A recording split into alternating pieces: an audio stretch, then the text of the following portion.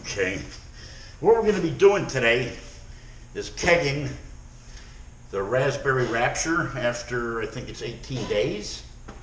And we're going to get a reading on it. We're going to do everything, and we're going to do it, get it in a keg.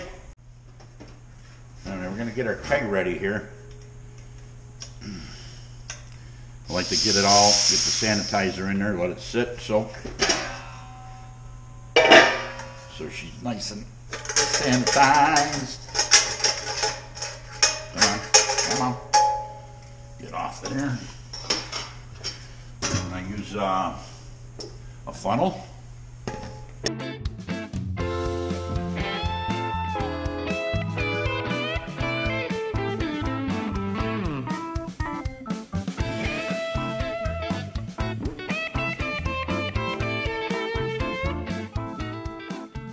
So we'll let the keg sit like that as we prepare the hydrometer. Then we take the bubbler out so we don't end up with that suck. Nobody wants to get that.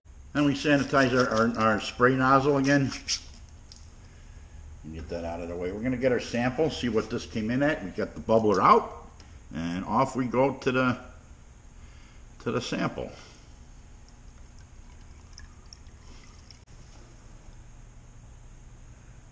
I'm getting 10-12, maybe 10-13. And to be accurate, I'm going to call it, I think I'll call it 10-13 because of the meniscus of the fluid. So, 1.013. Come on. The paper's getting wet anyway. No matter what I do, it gets wet. Okay, my original gravity was 1.062, and we subtract the final gravity of 1.013, and that equals 490. You multiply that times 131.25, and this is our ABV, 6.42.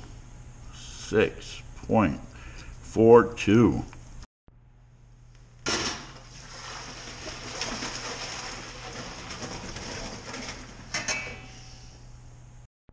We sanitize our spigot again, but you want your hose, if you're not doing a closed transfer, you want your hose to the absolute bottom of the keg. Sometimes it can be a little difficult. There we go. And we'll check that just to make sure we are there. This can be a little difficult. This hose is just a little longer than I think I want it. So the hose is sanitized, keg is sanitized, valve is sanitized, and we're going to push this on there.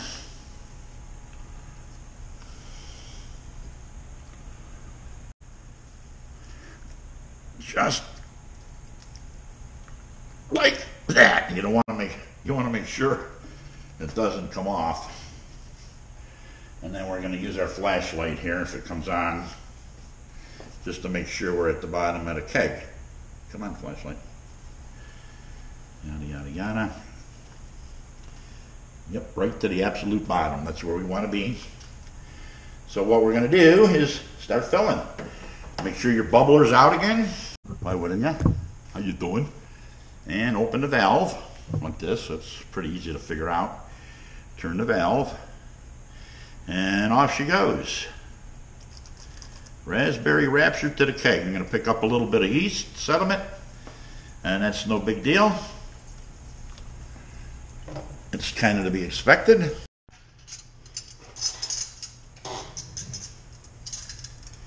We have a beautifully full keg of Raspberry Rapture beer, so I'm going to get that under CO2, and be drinking that in about 10 days or so. Yeah, we got a full keg here. Oh, you can smell the raspberry. And we're going to wrestle this keg into place. Oh,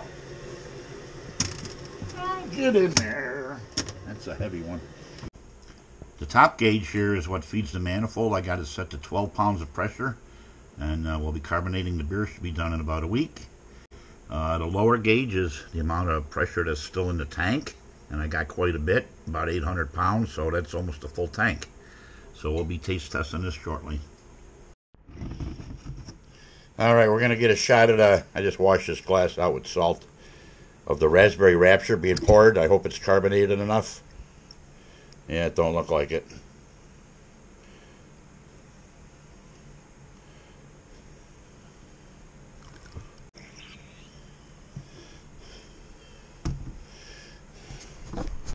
So we just poured one of the Raspberry Raptures.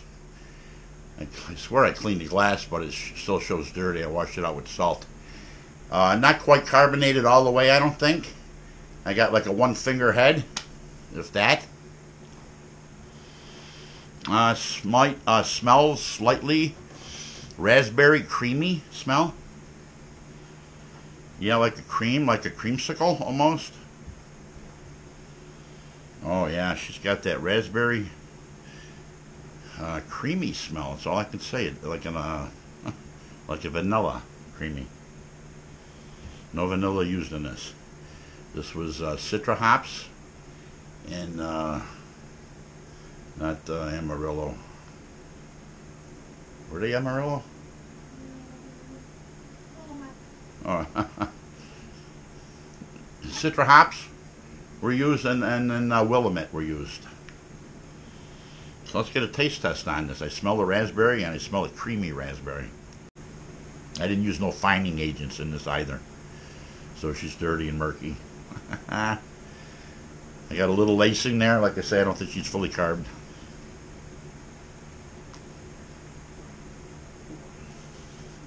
Wow. Okay. Alright. You get a raspberry taste, a tarty taste. And I'll tell you one thing, that yeast I used, T58, it has a spicy, peppery flavor, and that's coming through.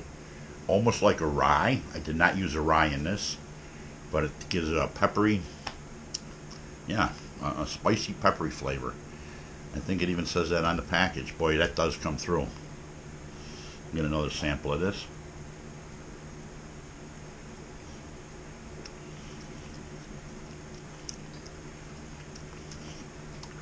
Citra hops are hiding.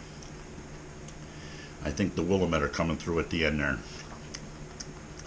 With a slight tarty taste of the raspberry.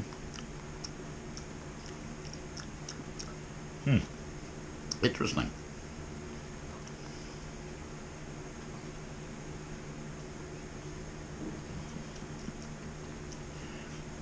I've used a different raspberry in the past, the Vineyards, and this, I wish I had them side by side. I like the Vineyards better than the product I use here as a raspberry. This raspberry was a little tartar. I don't know if that's a possibility, but I think the other one was a little sweeter, no sugars added. So the type of raspberry does make a difference. It's a hidden tarty flavor. Clean, like I say. Oh man, like I said, a creamsicle smell, taste.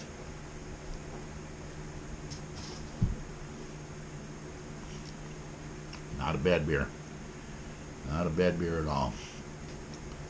Like I say, a little murky because I didn't use a fining agent. I usually use Irish moss, and it slipped my mind. I just never got it in there this time. So next time I will. I see a floaty in there. A couple floaties from the home brew. I draw it off the keg the first time there. I don't use the secondary fermentation. I go straight to keg. And we set it up there for 8 days, and never had the gas on, for crying out loud. Yeah, and it won't carbonate without the gas on. So we ended up rolling the keg a little bit just to get the carbonation we got here. I didn't want to overdo it. I'll let it finish carbonating by itself here at maybe 18 pounds of pressure or so. But otherwise, it's not a bad beer. It came in at almost 6.5, 6.42, if I'm not mistaken. I'd have to watch the video again. How you doing? Are you in there? How you doing? Nothing like making a video and not having the thing on. That's happened to me a couple times. And I'm doing this at 11 o'clock in the morning, getting a taste test on this. If I had to redo it again, I'm going to be walking into the wall. You know what I'm trying to say? I'm going to have a little buzz on there, for crying out loud.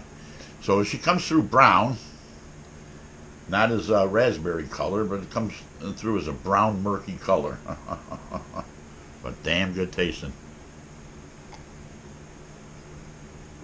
I think it'll be better once it's fully carb. Like I say, I didn't want to roll it too much and over carbonate it, then I'd have a mess on my hands. So until next time, I'm going to say, I'm going to say Proust. That this is the third time I brewed it. I brewed it with USO 5 before. I brewed it with T58 before. If you like a spicy beer that gives you a little kick, a little peppery, spicy flavor, almost like a rye. Like if you threw a rye in here, she'd be way too much spicy. Then use the T58. It's good for many needs. She came down from 1062 to 1013, I do believe, right in that range. You can figure it out, 6.42% or so. And I'm feeling it. It's a nice warm feeling in the gut. So until next time, stay thirsty. Proust.